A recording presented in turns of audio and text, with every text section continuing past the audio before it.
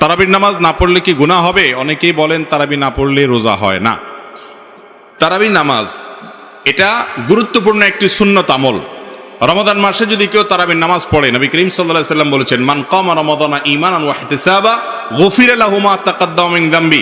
যে ব্যক্তি রমজানের রাতের বেলা দাঁড়িয়ে তারাবির নামাজ আদায় করবে, তার পেছনের সমস্ত গুনাহ খাতা আল্লাহ তাআলা মাফ করে দিবেন। অতএব তারাবি নামাজ পড়তে চেষ্টা করা উচিত। কিন্তু কোনো কারণে যদি কেউ তারাবি নামাজ না পড়েন, তার কারণে তার রোজা হবে না, এমন কোনো কথা পৃথিবীর কোনো আলেম, কোনো ফকিহ বলেন নাই। অতএব যদি কেউ তারাবি পড়তে নাও পারেন, রোজা তাকে অবশ্যই রাখতে হবে। তারাবি মিস হলে গুনাহ হবে না, বড় গুনাহ কবিরা গুনাহ হবে না, কিন্তু রমজানের রোজা মিস হলে কবিরা গুনাহ হবে। অতএব তারাবি নামাজ এটা আমাদের আদায় করা উচিত। এটা যদি ছুটে যায় কোনো কারণে, হঠাৎ কোনো একদিন একা একা পড়ে নেব, আর যদি অসুস্থতার কারণে শরীর খারাপ লাগে, পড়লামই না, একদিন মাত দিলাম হঠাৎ করে, তাহলে ইনশাআল্লাহ বড় কোনো গুনাহ হবে না বা গুনাহ হবে না।